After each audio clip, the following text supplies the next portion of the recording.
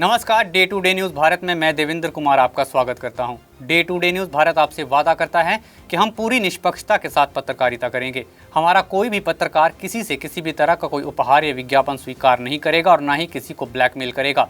हम दबे कुचले लोगों की आवाज़ बनेंगे। हम ऐसे व्यक्ति विशेष की खबर अपने चैनल पर नहीं चलाएंगे जो भोले भाले लोगों को ठगते हों और उनसे पैसे ऐंठते हों। हमारा लक्ष्य लोकतंत्र के चौथे स्तंभ को मजबूती प्रदान करना है।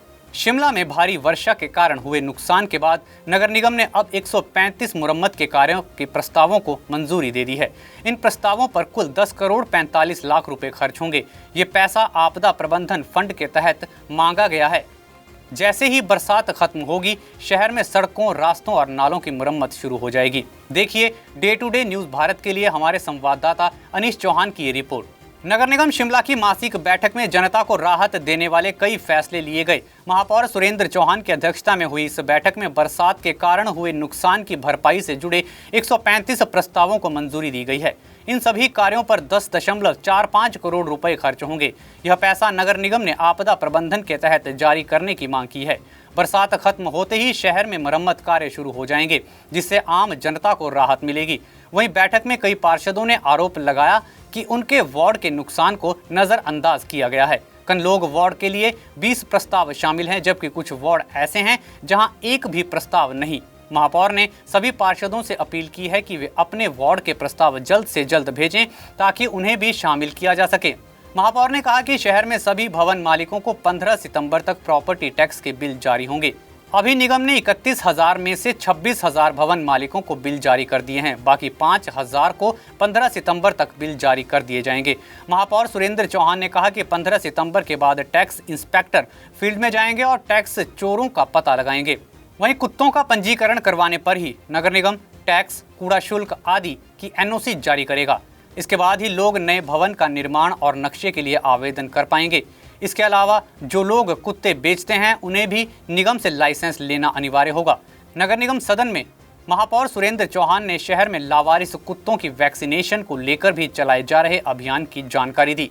देखिए, आज हमारे नगर निगम की मासिक बैठक थी। विभिन्न मुद्दे थे, कुछ एस्टीमेट्स को बढ़ने का था, कुछ हमारे डेवलपमेंट वर्क थे उसके बारे में चर्चा हुई, कुछ सवाल थे, कुछ पार्षदों के सवाल होते हैं उसको करने की बात थी। 2-3 इश्यूज़ थे, जैसे हमारे डिस्पेंसरीज खुलने वाली है। हमारे संजौली में, सिमेट्री में डिस्पेंसरी खुलनी, दिल्ली में डिस्पेंसरी खुलनी है जिसका किराया निर्धारित कर दिया, जगह भी हमने चयनित कर दी, उसको जल्द हम जनता को समर्पित करने जा रहे हैं। दूसरा डॉग्स का इशू था। हमारे डॉग्स या जो ऑपरेट कर रहे हैं, जो हमारा वैक्सीनेशन का जो हमारी ड्राइव थी उसकी हमने लगभग 3,507 डॉग्स को हमने वैक्सीनेट किया। और जो NGOs बाहर से आई हुई है, 2-3-4 NGOs थे, कुछ लोगों ने कल जाना भी है वापस।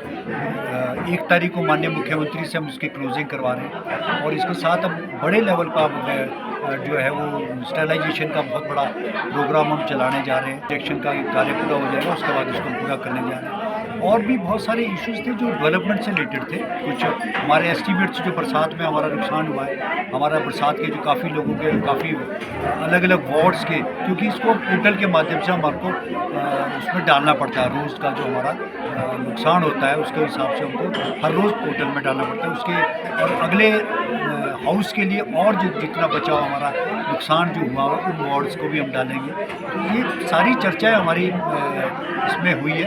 और इसके अलावा कई पॉइंट ऑफ ऑर्डर्स भी पार्षदों ने लिए अपने अपने वार्ड को लेकर के, और विभिन्न मुद्दों को पे चर्चा हुई। तो सारे मुद्दे तो जो सार्थक और बड़ी अच्छी हमारी सार्थक चर्चा होती है जिसको लेकर के हम बैठक की। फिलहाल के लिए इतना ही। ताज़ा तरीन जानकारियों के लिए जुड़े रहें day to day news Bharat के साथ। हमारे चैनल को लाइक करें, सब्सक्राइब करें और कमेंट में अपनी राय देना ना भूलें।